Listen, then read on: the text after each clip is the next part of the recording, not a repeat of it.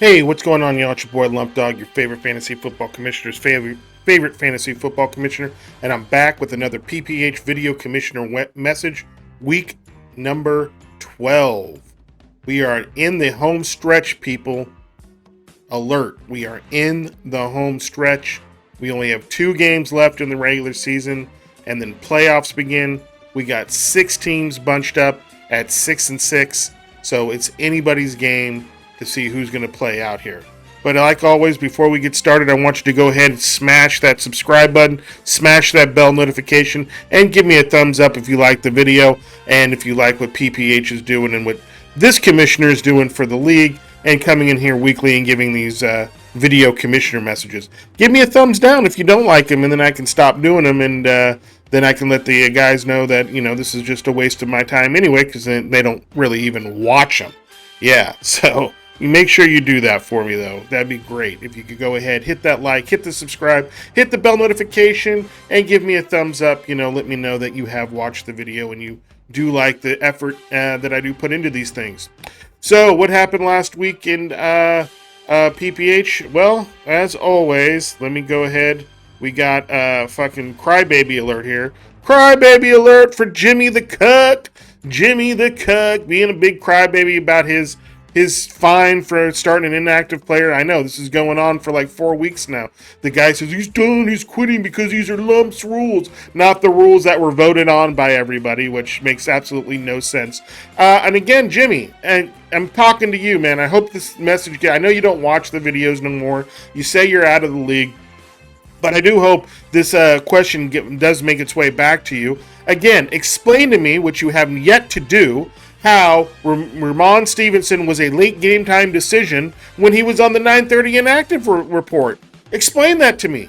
How is that a late game time decision? If you can explain that to me, then maybe I can come around to your way of thinking.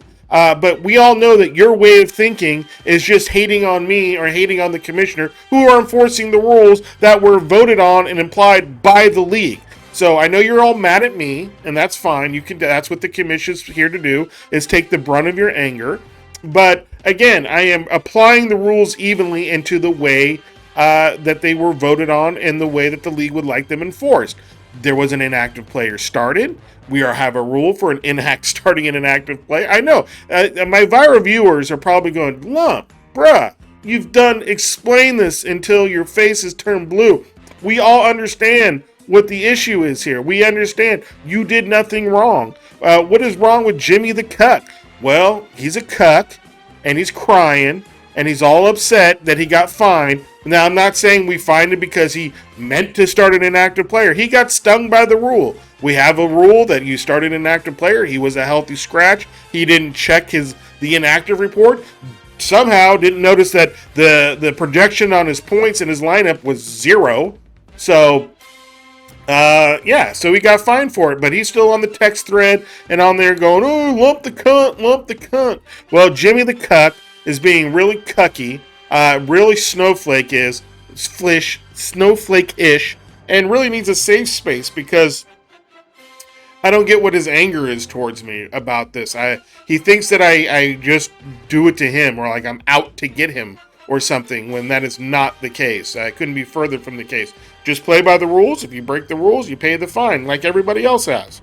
So that's the way it is, Jimmy. Stop being a cuck, man. You are on crybaby alert here status on the commission message for all your crying for like over a month now. Like, get over it, bro. It was $20. Zach said he'd pay it for you. So what are you still mad about? Just the principality of it. What's the principality that you're so upset about?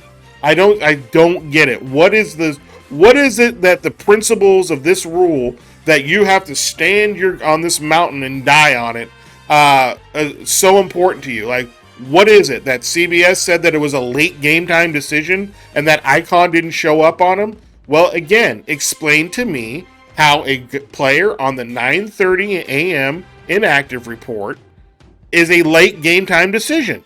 How is that a late game time decision? That's a half hour before. That's when the inactive report comes out every week. So explain to me how that is a late game time decision. Explain it to me like I'm a 5-year-old so I can try to understand your thinking. because you have yet to explain that to me. I've asked you that many times on the text thread, and you seem to gloss over that part. You don't want to explain that part. You just want, the CBS took responsibility for it. Well, like, do you do that with your kids? Oh, my dog ate my homework. Oh, well, there you go. The dog ate the homework, so they shouldn't get points off their assignment because the dog ate their homework. It's a bullshit excuse. They should have had the assignment done. They didn't get it done, so they get points knocked off of them for not doing the assignment. Same thing here. You had a guy that started an inactive player, you get fined for the inactive player. Simple, easy. It's that easy, bro. And CBS's bullshit explanation, it was a late game decision and that icon didn't show up. You know what? The other thing too, Jimmy the Cuck, explain to me how nobody other than Britt has your back on this. Nobody. Zach doesn't, Duke doesn't, Foster doesn't, all your conservative homies that think like you and have your same political views and all that stuff, none of them are saying, you know what, yep, you're right, Jimmy shouldn't be fined for that. That you're right. There's no icon there, so Jimmy shouldn't be fined. They're all standing on with me, the commish, saying, yeah, he deserves to be fined. That is what should be happening here. Nobody has your back, and you're still wanting to die on this mountain. Don't get it, and this is why you are this week's Crybaby of the Week. I should make it for the month, because you've kept this shit going for way too long, bro. Way too long. And again, I know I'm wasting my breath here and my time trying to explain this to you, but I do hope that this message does get it back to you. And somehow you can reach out to me and explain to me how that guy you didn't deserve to be fined because of a late game time decision when he was on the inactive report at 9:30. Just explain it to me. That's all I'm asking. So, all right, bro. So that's the end of that. That's what Jimmy the Cuck and the Crybaby of the Month for PPH is for this week. Other things that happened this week, our trade deadline did pass, so there's not really much to go in there. We do have a lot of teams bunched up at 6-6. Your boy itself is at the bottom of that 6-6. I did get a big win against Duke, but I don't have the points. I had two back-to-back weeks that of 80 and a 70, and it really just tanked me in points because it seems like everybody this year has had like a 140, a 150, a 160, 170 point game. I haven't had any of those. Like, I'm lucky to break 120. Like, I think I've had one 130 point game, but other than that, I've always been below. Like, if I win, I'm like in the 120, 115 range, and I have to just hope that they're less than that. So, not looking good for me, looking good for other people like the Juggernauts, Duck and Foss. I wish Foster was into fantasy football and he could really talk about his GM skills and how awesome they were, how he started off 0-4 and now he's 6-6. He's only lost 2 games since those first 4 games. So here we are in week 12. We played 8 games. He's gone 6-2 in that span of time, and he's not even chirping about that. He doesn't even talk about it. He doesn't even make a mention of it. All he does is talk about all this other bullshit that comes up on his feed in the morning when he's sipping his coffee at 4 o'clock in the morning or 3:30 in the morning with his dog on the bed or on the couch and watching Fox and Friends and whatever Yahoo or other feed comes up on his phone where he gets to circle the headline. He screenshots the headline and then circles the headline like we don't understand that it's the headline. Like this is what he wants us to see. So he wants to talk about all this other culture war and woke left liberal BS and Twitter mob and whatever else got the right all upset and mad about. So he wants to talk all that and talk all his shit about that, but doesn't want to mention or say anything about his team making it back from the dead at 0-4, and now he's squarely in the playoffs. He has the points too, right up there. So just really sad to see how some of these guys want to get in this fantasy football league and want to do everything around except fantasy football. Like, they want to talk this shit, not about fantasy football. They want to talk this shit about culture wars and political stuff and, other life things that are happening in people's lives, but they don't want to mention anything about actual fantasy football or football for that matter. Oh, look at that game. Oh, did you see that? Like, Duke is really the only one, really. Me and him seem to be the only one. Tommy a little bit. Well, like, oh my God, that was a great play. Did you see that? Oh my God, did you see that happen? Well, what the hell's going on with it? They're getting what their asses whooped or whatever, just football things. And, no one else seems to. Everybody wants to share Kyle Rittenhouse memes and right wing memes and all these other memes. And no one wants to share anything football related except for like yours truly. Like, I'm the only one really sharing anything football related. So it's really weird that these guys want to get into these big money leagues and then really do everything except play the fantasy football part of it. So it is what it is.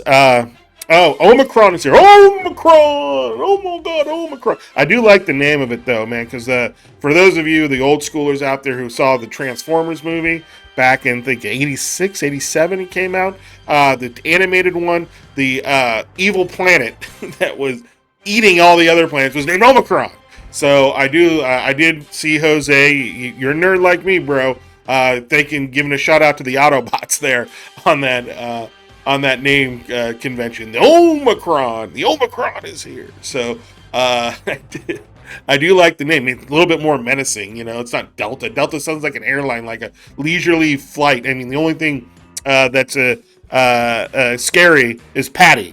Patty's the only one scared of flying. He's like, he wants to call everyone else a pussy, but the fucker won't get on a plane. I mean, that's how bunch of a pussy he is. A plane, I can't get on a plane, it might crash. Well, bro, the way you drive, bro, I'd be a lot more concerned about the way you drive and getting into a crash and dying in a crash than on a plane. Really weird for that guy to be calling out anybody. He also called me out about not winning and losing and being in last place, which I'm not at this year, but last year I was in last place. And this guy, motherfucker, has been perennial cellar dweller. This year, first time in 21 fucking years, the guy's in second place with an 8-4 record. With congratulations on that. You finally put up a good team, and I think maybe you'll learn something that you don't draft all these, 3 quarterbacks in your first 4 picks and pick all these washed up players like Adrian Peterson in the draft.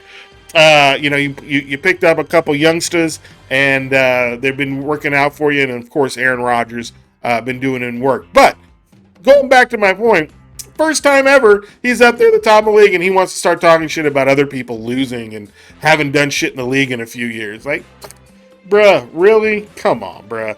I mean, you done smoked yourself stupid. I mean, seriously, bruh. I mean, come on. Really? I mean, that's just really rich. I mean, I think that's funny as fuck. It's like the one guy that, cellar dweller. 1 year is up there. Oh, you guys suck. You guys have all been losing. I'm the man. Like, what the fuck? Like win with some humility, bro. Show a little bit of humbleness about you. But no, that ain't Patty, man. He's gonna talk his shit. So enjoy it while you're there, Patty. I'm glad you're having a good season finally. You and Darren too. I mentioned that on the Commish message a few times. I know you're one of the people that watch this. It's the other thing, too. He's the kind of guy who bitches. I guess this past week, too, there was a little bit of dust up. Again, these people don't fucking understand. We've had it for over 15 years of the lineup checks that we do. And they just can't seem to get it through their head how if a player that plays in the afternoon has a red cross at the 10 a.m. lineup check, it's fine. You don't have to get them off your IR. They're allowed to stay. The red cross drops up. There's no fine for that. But they can't seem to understand why we did it or this is the way we've been doing it. But Patty wants to sit there and bitch and complain about the rules. But then we're like, hey, rules meeting. Cool. And then it comes to the day of the rules meeting. Patty, where you at? Let's call Patty. Ghost. Get his voicemail. Get sent to voicemail. One ring sent to voicemail. But then in November, he wants to bitch about the rules and everything that we're doing. Oh, what we should be doing. Oh, well, this is what it should be. We should have a sign-up check at every game. Like, all right, bro, how about you show up to a rules meeting when this is the time that we talk about them and we can implement these rules into existence, and you can make these make your argument and make these suggestions. Show up, bro. That's all you got to do. Show up with your ideas, with a good argument, And then, sometimes the best argument too is let's just vote on this because it makes Lumpy mad. That seems to work a lot of the time. This league is out really just to make it the bane of my existence. So anything that makes me mad or upset, they will vote that shit into existence, no matter how bad it hurts the league. 1 point every 10 yards passing, sure, let's just do it because it makes Lumpy mad. Not that it's Bush League, not that the fact that it devalues the touchdown, not the fact that it makes quarterbacks super powerful, more powerful than any other position in the league. So, nope, it makes Lumpy mad. So let's just do it. And let's bring up rules like the Sloan Cone Cash Act. So you have to have $100 at you at any time, or else you have to get the league a shot, or this and that. These are the rules that we're voting on, not lineup checks or getting rid of the Jimmy rule, where the 8th seed is the highest scoring team out of everyone that didn't make the playoffs, or the last out of the 7, the next highest scoring team. Or how about getting rid of 4th place money? or let's vote on like maybe where the rules meeting is, and wherever, plenty of rules that we can discuss. Player eligibility, there's another good rule that we could bring up. When do we change the player eligible? Like when like for Cordell Patterson, right? At what point this season should he have been made eligible at running back? When the Atlanta Falcons website listed him as a running back? I mean, that seems like a good rule to me. Or do we just leave it until as soon as he lines up at running back? I don't know. I'm just saying these are good rules that we should discuss, but we talk bullshit or we don't show up and then we want to bitch about it. And that's what really gets me more mad than anything, is when you guys don't show up, especially you, Patty, who don't show up to these things. And I plan them months ahead of time, or at least a month ahead of time, and you don't show up, and then you want to bitch about it and complain about it and then have all these ideas. Well, this is what we should be doing. Well, show the fuck up, and then you tell us then. But anyway. All right, so that's it. As you can see, this is like the days of PPH as the world turns. It's a soap opera. It really is. It seriously is a soap opera. And our boy Z got called out too by Duke. The guy, man, he really does. He's just the guy who likes to stir the shit, man. He doesn't care. He doesn't really, as long as he's being entertained while he's on his smoke breaks at work and he's sucking down a menthol and, or he's at the bar playing pinball and he got a couple smokes and a few beers in him. And then as long as he's entertained, it doesn't matter what's happening. As long as people are fighting, people are arguing and getting at each other, and balls are being busted, or people are getting really upset and really mad at things. Like Cone, I don't know why Cone got so upset and mad about things all of a sudden this year. It's weird.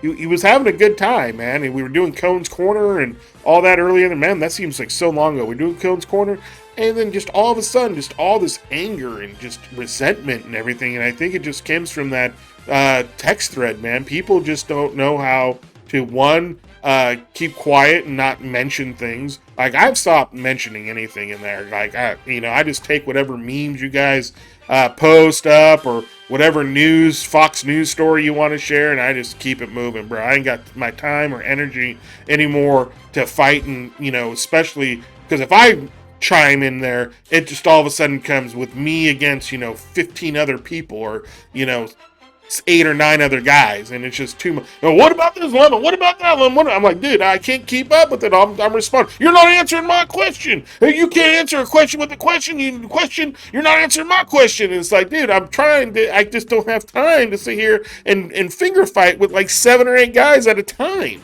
Answering everyone, well, riddle me this, and you riddle me that, and you riddle me this, and you riddle me that, and tell me this, and tell me that, or retort this, and retort that. It's like, bruh, I ain't got the time for all that. It's just too much, so I've just decided just to let you guys have your fun, enjoy your conservative slant and opinions on everything.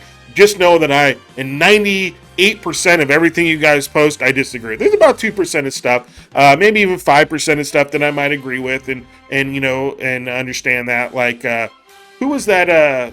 Who posted that picture of that ex-running back that just took his girlfriend and like threw her against the TV, and the kid was, dude, That was horrible. I got sick just even watching that. I just couldn't even thinking that was my daughter and shit. Like, oh my god, dude! Like, how would you stay with someone like that, just beating you like that, just throwing you around, grabbing you up by the throat and all that? Yeah, just like sitting like that. Like, I can agree with you guys on, and I'll just agree with it. But the other 98 to 95% of stuff, I'm just like, just have fun with it, bruh.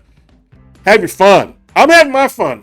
My fun is doing fantasy football, even though I haven't been doing very well in it this year. I seem to have every single major bust that there is. Dalvin Cook, bust. AJ Brown, bust. DK Metcalf, bust. And these are all high-level busts, too. These aren't like, somebody you grabbed in like the 8th or 9th round and they just didn't work out for you. These are time like my first, second, and third round picks, So all these guys are just really not living up to the thing. I tried to thought Ryan Tannehill was going to be something this year. He's a bust. Really came back down to earth this year, man. After last year, he played, I guess, too efficiently last year and just way over his head. I thought with Julio Jones and with Derrick Henry, he was going to at least have some games with like 4 touchdowns and stuff like last year, but nope. I traded for Joe Burrow, and beginning of the season, he was passing the ball and throwing for 2 touchdowns every game, and then all of a sudden, as soon as I get him, Cincinnati wants to turn into this running team with Mixon. But anyway, it is what it is. I just don't want to. Everyone complains always that I just talk about my team, but it's on top of my mind. I don't, talk about your team. This is why I always invite people to come on and we can talk about your team. Just come on to the commish message and we'll talk all about your team. But when I'm here by myself, have the free flow off the top of my head, because this is unscripted, bro. This is really unscripted. This is just live and direct, Commish's thoughts right off the top of the head. No scripting, no writing anything down. Just, me babbling about what I think about the league and how it's going and what up. So, of course, I'm going to talk about my team because that's what I think about the most is my team. So anyway, is what it is. You'll see here in the you can see here down in the standings. I'm 6-6, but I'm the last 6-6 team. I was looking at the points. Not looking good for me at all. I got to face 2 of the top teams. You guys were complaining. Sure, the thing's all the schedule. Like, I understand the schedule is like really important at the beginning of the season. It really kind of determines your season. Because I've had a brutal schedule and so much adversity. But they were complaining about the schedule, and here I am at the end of the season needing pretty much to win out, I think, and then I need people in front of me to lose, so I need help. Or I need to score just a shit ton of points in the next 2 weeks. It's just not playing out in my favor because now I got to face Patty and Darren, 2 of the top teams to end the season. So, of course, I got to face Brady this week against Atlanta. Of course, in our league with the quarterback scoring, that's like a 50-point game easily. Brady's going to have like 300 and something yards, 400 yards, 3-4 touchdowns because Leonard Fournette went off last week. So that ain't going to happen again this week. And, he might do well. I'm not saying he's not going to have a good game. I'm just saying that it's probably going to be a Brady game because Brady hasn't done, outstanding, And what I mean by outstanding in fantasy terms is like, he's been right there in the high 30s, low 40s, He hasn't had that 60 or 70 point game in quite a while, and I feel like this is the week that it's going to happen because, one, it's against me, and that's my luck this year. Everyone's quarterback seems to go off, except when I play Duke, because he makes the wrong choice. He should check with his daughter. His daughter makes the right choices. He makes the wrong choices. All right, anyway, so let's go ahead and let's get into last week's scores so we can... oh, shit. Is that not coming up? Oh, man. Really, bruh? Is it coming up? I hope it is. This is the thing, too. Oh, here we go. It did come up. Cool. Oh, yes, sir. It's here. It is up. It is running. Oh, my goodness. Okay. But, I like to transition straight into it, though. But is it...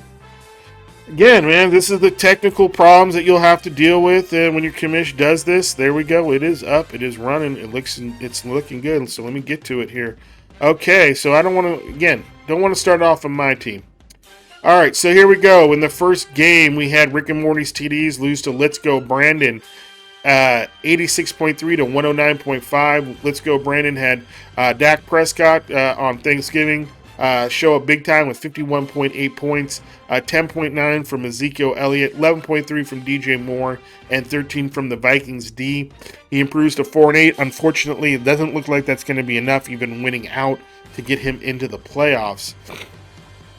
Rick and Morty's TDs, 86.3. He's been really on the downslope lately, losing a few here. He won last week, but he's like the opposite of the Juggernauts, who have won like 6 out of their last 8.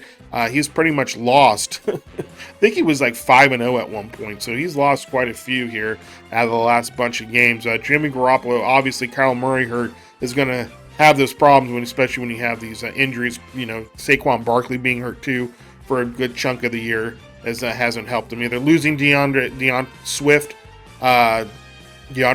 there on Thanksgiving, that hurt him this week too. But 26 from Garoppolo, 11.4 from Devontae Adams, 13.3 from Gronkowski, and 86.3 is all he got. And it falls to 6-6. He's in the middle of the pack there, so it looks like these next 2 games are going to be pretty crucial for him. And the next game, we had Mollywops get beat out by Patty's Playboys, 84 to 102. Patty's Playboys, 48.7 from Aaron Rodgers and his COVID toe. Yes, he does have COVID toe. 11.5 from Brita. That was funny too, because on the text message or on the league website, Duke and Z were making some fun of him for picking up Matt Brita, and it actually worked out well for him with 11.5 points. So Patty knows what he's doing. And then 14.1 from Justin Tucker and 12 from the Ravens D was enough to get him the win. Improves to 8-4. Mollywops, man, took the L, man, maybe because it was Kansas City's bye week. He went with Tyrod Taylor with 27.8. Gibson shows up pretty nice with 17.3. That's why that trade back in a few months ago when he got rid of CEH and he got Gibson, I didn't like that trade. I mean, I like that trade for him. I didn't like that trade for the JM Flapjackers. Like I said, I think at the time, nothing wrong with the trade other than that, if he would have given up a different running back than Gibson in that, I thought that would have been better. But anyway, works out for him, but not this week. Not really else much going on with the Mollywops. 84 points, falls to 93. Now he's only 1 game in first with 2 left to play, so wants to try to hold on to that first or second seed. The Juggernauts take out the Basket of Deplorables. Like I said, he's won 6 out of his last 8. Basket of Deplorables falls to 5-7 with only 101.3. I think the fantasy gods are hurting the old Tommy here for all his selective outrage crying about the IR spot, calling people cheaters when they're not cheating. So I don't think the fantasy gods like that and really kind of punished him. Justin Herbert with 39.9 points, 18.1 from Kendrick Bourne, 11.2 from Damian Harris, and 10.6 from Robbie Gould. Again, wasn't enough to get him the dub. It was a big loss for him, putting him outside that playoff picture. He needed to be in that 6-6 crew, but looks like the Juggernauts did with that 122.8. Kirk Cousins with 32.8. Boston Scott with 10.2. Damian Hilliard, 18.3. Good start and pickup there for the Juggernauts. I don't know if that was Duck or Foss. Again, it would be nice to see if one of them would talk some shit about some fantasy football instead of some other shit, but they don't have that football mind, so they just want to, well, they do have a football mind for picking up Hilliard and starting him against New England, of all people. That normally isn't a good matchup, but it worked out for him. So football mind there, but no football mind to talk shit about it. Just wants to talk shit about other life and woke and, like I mentioned earlier, cultural war shit. Odell Beckham Jr., 14.1, and then the Buccaneers with 21 points on the defensive side. Gets him that W and improves to 6-6 and clearly in the playoff picture. All right, in the next game, we got, Dirty High T taking out the 289ers, 170.9 to 86.7. They get the weekly prize for. So congratulations on that. Not sure who's running this team. If it was Cone or Britt, but Congratulations. Russell Wilson shows up with 38.3. Really kind of just that last few drives really got most of his points from there. Got that touchdown at the late at the game, second touchdown, and got like about another 80 yards passing. So, but good for him. Hopefully, he doesn't keep it up this week against the Niners. Gaskin's been showing up a lot lately these last few weeks with 17.2, so he's looking pretty solid. Waddle with 20.7, 11.6 from Gallup, 15.2 from Knox, 11.6 from Cup. Folk, man, big kicker right there with 21.3, and then 28 from the Dolphins D. That was a huge start there and pickup. So good job there, and get you the weekly at 170.9 and improving to 6-6. 289ers, man, he's really kind of checked out. Not much to talk about on his team. Don't really want to talk about his team because he even admitted to not watching the commish messages since Cone's Corner ended, so we'll just keep it moving. Then Jam Flapjackers takes out Brewdogs 146.6 to 95.2. Stafford shows up with 44.2. There's go Leonard Fournette. His best Jonathan Taylor impression with 4 touchdowns with 38.1. 17.2 from Josh Jacobs, 14.6 from Hunter Renfrow, 11.4 from Cedric Wilson, and an 11 from the Texans D. Wow. I guess you picked up the Texans D because of the Jets, but get double-digit points out of that, so that was a good pickup, I guess. And cruised to 8-4 and pretty solidly in that playoff picture. Brewdogs takes the L with 95.2. Brady with 25.8. And this is what I'm talking about. This is why I'm afraid of Brady this week. He was held in check with 25.8 points. Who wants to make a fucking bet this weekend Brady goes for 50 points plus?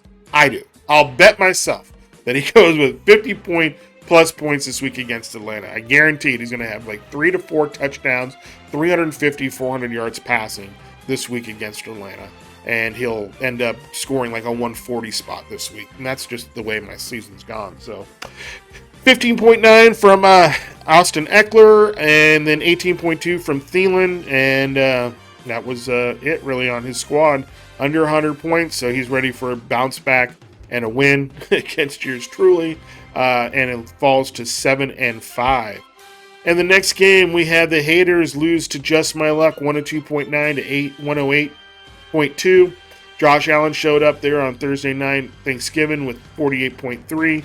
13.2 from Darrell Henderson, 13.4 from Stephon Diggs, 10 points from Vermouth, and then 10 from the Colts defense.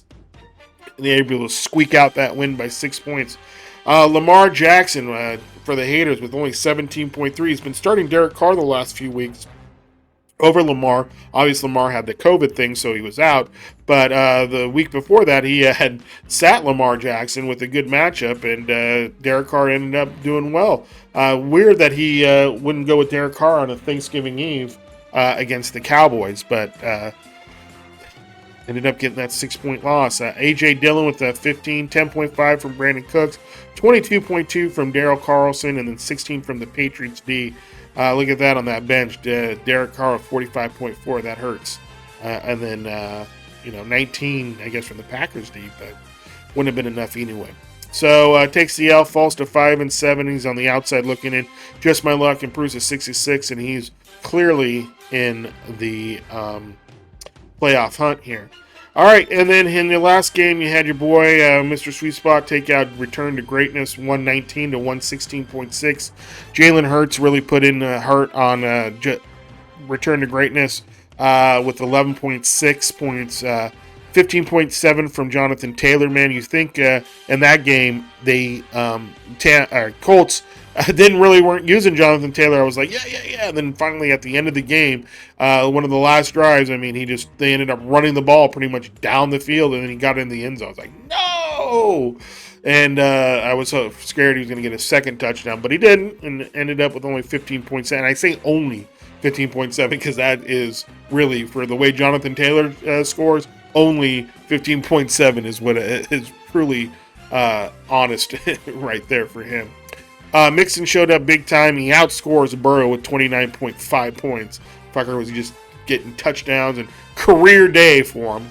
13.5 from Daryl Mooney, Mark Andrews with 12.5, and Cordell Patterson with 16.5. Another one that hurts the old Dookie was the kicker getting 0. They went for it on 4th down instead of kicking a field goal, and then they mixed an extra point. So he ended up with 0, and I ended up getting like a 3-point win out of it, less than a 2.4 point win. Eagles D with only 2 again against the Giants. So starts the Rams. He probably gets the win. Anyway, so he takes the L. In the net, and what I got is Burrow with 28.8, Elijah Mitchell with 23.8. Looks like I'm winning that bet with the old Z Money on Miss Pac-Man machine, not an arcade machine, but just the machine. Him and CEH. I think he's got like a little over a 50-point lead now with only 2 games left to go in the fantasy season. So unless something catastrophic happens, I should win that bet. Van Jefferson shows up finally with 16.3. Needed him too because A.J. Brown was put on the IR, so that definitely hurts. Higgins finally shows up with 18.4 and then 12 points from the Cowboys D. And I am 6-6, and so is Duke's team. Return to Greatness falls to 6-6. Now, if we go over here into the standings and the overall, I just wanted to show you guys the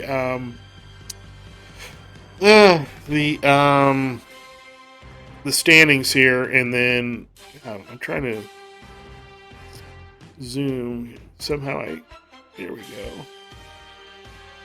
Put it to 100%. I somehow changed that by accident. All right, so we can see here in the points for, 1509. Patty really the only one that's kind of an outlier with only 1358, but 8-4. So he's had some lucky wins there, or I should say low scoring wins there. Then JM Flapjackers with 1323, but at 8-4. So both these teams 8-4. They could both lose out and be 8-6.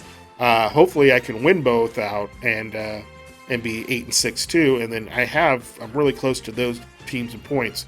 Not close to these other teams. 14-14 for Brewdogs.